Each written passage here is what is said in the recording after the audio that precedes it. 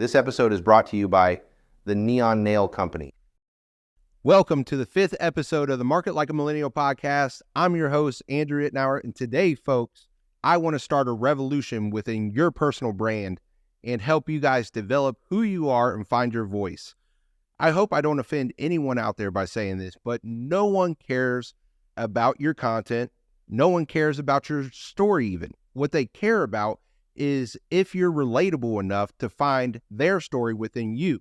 And so today we are going to talk about how you construct and find yourself, or even if you found yourself at one point in time in your life and you're searching for that person again, we are going to teach you how to identify who you are and what kind of cadence you have to bring your message to the market. Believe it or not, we all have frequencies within inside each and every one of us that we draw upon in certain situations. It may be a time of crisis or a time of leadership, or even just a time where someone needs us to be there and ultimately listen. The characters within your character, right? The personas of everyday life. I think we can all agree that we are not the same person we are at home that we are in front of people, right? Maybe at our profession, or maybe if we're just mingling with other people. It's like we almost go into our closet, we pick out an outfit, we put it on, and we assume that role going out each and every day. What I hope to do is help you develop that person, whether you're on social media or not, because that's a successful person in life. But ultimately, if you're able to utilize those different cadences within inside of you to build your brand, that is the key to resonating with people, whether it's digital or in person. I am so pumped up about this episode. Just the overall response that we're getting from this podcast has been truly eye-opening for me, because even though our community is small, we don't have a large presence on YouTube. Our videos are only getting a couple hundred views. However, what I'm finding out is that the people that are watching the episodes are listening to them. They're absorbing the information in them, and they're reaching out to me. I have had several people that have reached out on Instagram, 2 people on Facebook, and 2 on LinkedIn last week, all wanting to get more in depth about the different principles we've been talking across all 4 episodes of the Market Like a Millennial podcast. So thank you guys so much. If you guys haven't liked or subscribed to the podcast, make sure you do so today. And would you know it, with only a few hundred views, I had my first client reach out to me to ultimately help her reconstruct her personal brand. Now, this lady is iconic when it comes to Memphis real estate. I don't think I've ever walked into a room with her where people didn't come up and recognize her and say hi. It shows that you can be extremely capable as a human being. You can be one of the smartest people in your industry. However, with times, decisions, and just different things that happen within life, you can get left behind if you're not keeping up. And so she called me motivated by one of the podcasts, and she said, Andrew, I need to get on the social media stuff and figure it out because I'm getting left behind. Initially, when we started the conversation, it was more about, I don't know the lingo, nor do I know the time to post or the different formats. And that's what I really ultimately need your help with. And that's one thing we definitely will work on. However, I told her, at your stage in life, we have to find out who you are and what your story is. And maybe you had a few couple years where things haven't been as great as they were in the past, but what do you lean into when things aren't going your way? And why I am so excited to be working with this lady is she is the definition of a female hustler. She's been doing it her whole entire life. And so when I asked her that question, she said, Andrew, honey, I love to stay moving. And that's my problem with real estate being the way it is right now. It's a tougher market. What I would like to do is buy another property and flip it, because that's what I've done my whole entire life. Even when I've been at the height of the success in the real estate market here in Memphis, I've always found my joy was to buy houses and flip them. And I said to her, so that's where we start. Passion is the ultimate foundation, right? Because if you're seeking money, if you're seeking fame, if you're seeking anything other then the outcome that you desire, you're going to go down a road or path to destruction, or you're going to fail. Because ultimately, if you don't love it, it's extremely easy to just throw in the towel and say, I'm done with this. I've had enough. I'm tired of trying to please everyone.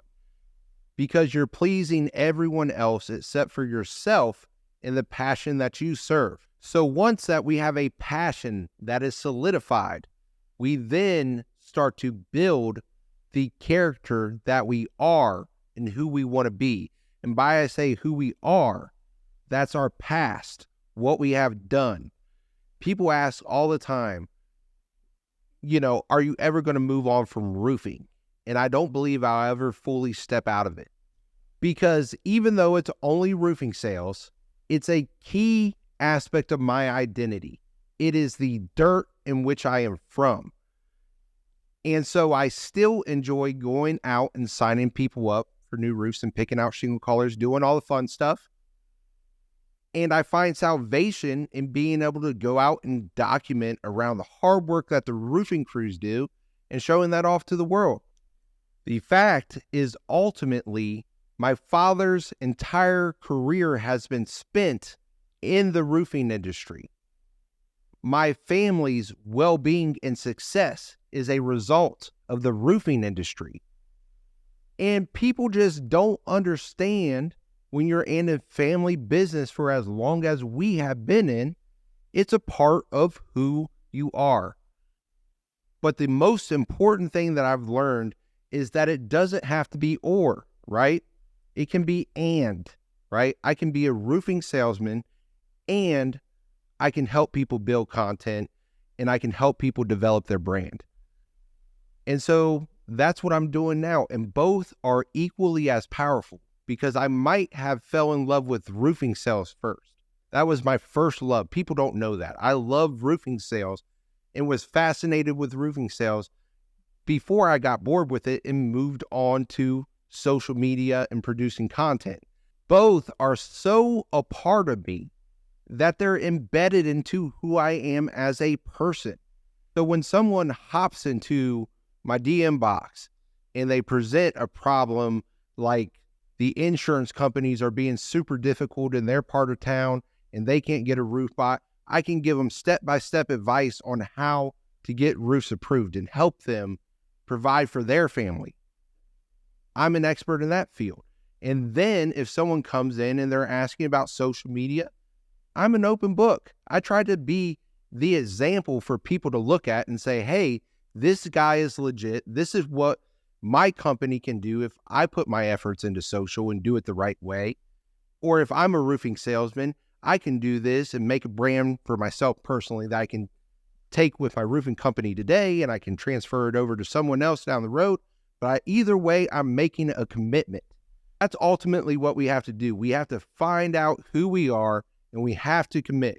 We then have to find our voice. A lot of you guys don't know it out there, but you're talking into a camera and you're not saying anything because it's not true to who you are. And you have to be able to identify your communication style. This is not a new principle. You'll see it across country music. You'll see it across any kind of form of pop culture. You'll see it on TikTok, Instagram, YouTube, anywhere you decide to go. There is a cadence. There is a voice that you have to discover within yourself that will channel your success. And I'm going to lean on Jelly Roll here for a minute. Probably the only roofing marketer out there unprofessional enough to make a Jelly Roll reference. But he said something that was uniquely profound. He said in a podcast with his songwriter and Theo Von that the houses are all built the same in country music. However, when you go inside, the furniture is different. And I thought that was so uniquely profound on how to market in today's world with pop culture being the way it is. Everyone has similar stories, similar struggles, things that they had to overcome within their life. However, they're all uniquely different to us, and we must find those stories and be able to communicate them properly. This has been a podcast already, but anyways, Communication channels. These are how we express our ideas and who we are in these different cadences. You have the motivator, the person that sets the example, in my opinion, the person that is at the forefront of being positive and showing the way, guiding people towards their goals. You have the challenger, the people that confronts, the people that use emotion to drive people to do whatever they need to do. The commander is the person who takes lead, right? That commands a presence when they walk into the room. Most of the time you'll find these people are CEOs, people that are veterans in their industry. Those are the commanders. And then you got the healer, the person that helps you with your problems, the person that uses empathy, kindness to help heal people of their traumas and get them to success. And then you got the analyst, right? The one who believes knowledge is power. You got a lot of people out there who are very good at presenting numbers. Those are the analysts within our society. You got the visionaries, right? The ones that dream big, the ones that can help you see the vision, right? Those are the people that are at the forefront of society, the Elon Musk of the world, the people that aren't afraid to look silly when they fail, and the people that are able to communicate that they're risk takers, right? And you shouldn't be afraid to take risk. And the instigators. Now, you have to be able to feel out these different communication frequencies and decide which ones you tend to operate in most. However, I think we all have access to each and every one of them at any point in time, but you'll find out that you utilize some more than others. So for me, most of the time, I'm in a motivation mindset. I'm constantly encouraging people. I'm an open book. I try to be the best example to help push the industry forward, to set up a gold standard of the contracting industry, right? Because that's what I started with at my core when I was younger. I wanted to set a gold standard because I was tired of walking in and people thinking I was a chuck in a truck, right? So that's what is at the forefront of my mission, is to motivate people to be better contractors. However, being a challenger is something that I've always struggled with. You wouldn't think that, right? I love competition. If you guys want to do a roofing sales contest, I'm in. If you guys want to do a wrestling match, I got you. You know, I'm not afraid of a fight. But when it comes to calling people out on their BS, it's something that I've always had to work on and that I've struggled with. Because we all have our individual flaws, and most of us are working to be better people each and every day. But none of us are without flaw. And I have to be able to show empathy for people that are struggling with themselves, because everyone struggles with themselves in some aspect of their lives, right? We can always get better. So being a challenger is one thing that I'm constantly working on, because you do need to be able to challenge people in certain mindsets to help them grow. You'll see the people that are great challengers. They're the people closest without flaws. They're the people that can actually call you out on your BS because they are the best versions of themselves. David Goggins, Wes Watson. Now, being a commander is probably the second frequency that I access most on a day-to-day basis. When I'm in the home with a homeowner, I assume the role of the expert, right? When I'm on social media, if someone's sitting there telling me, you know, I do X, Y, and Z, and I do it for this reason, I think it works, I'll command them in the direction that they should go, whether they listen to me or not. But when it's presented in a commanding way. I don't often suggest people to do things, especially when I'm trying to get something across. A lot of times I'll command in a personal setting. So when we look at instigators within our society, right, there's a lot of them. But I think the most famous ones would probably be the Paul brothers or Mr. Beast, right? They play off of pop culture They have these very trendy ideas that have an underlying tone of controversy. And ultimately, they're not afraid to stir things up. And that usually sets their brand apart within the market. They're ultra successful. Anyone that's a good instigator is a great marketer. The channel of being a visionary is a place that I don't spend much time in.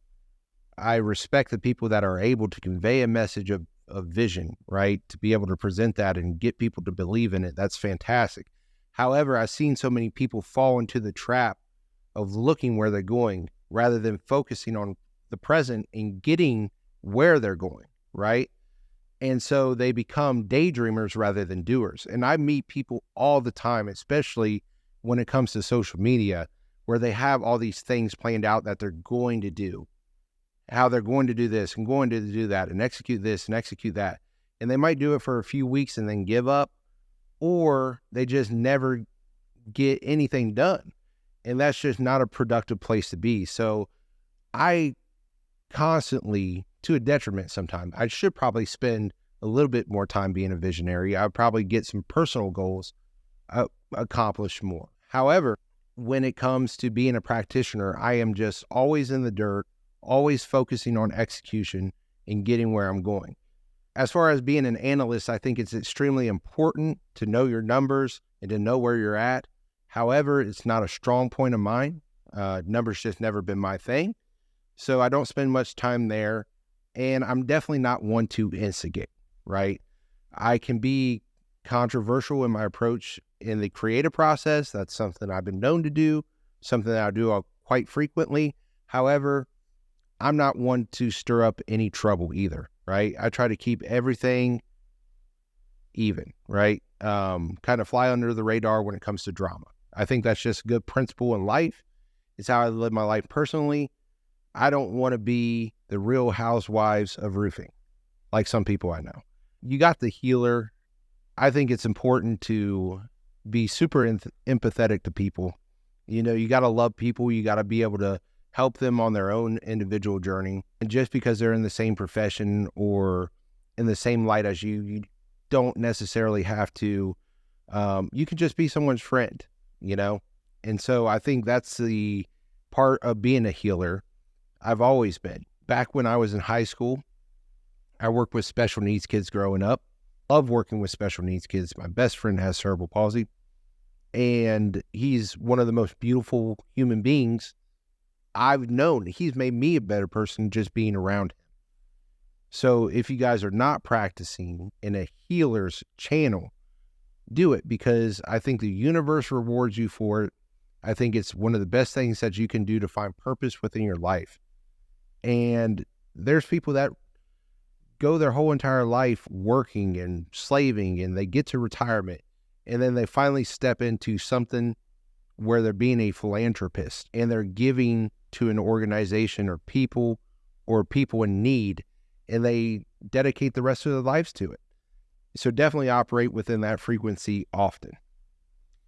So the goal for this podcast, what we learned today, is about the different communication channels. I do challenge you to find your different communication channels and learn how to operate within them. Be your authentic self, because ultimately that's what's going to sell you to your audience. Sell what you're doing.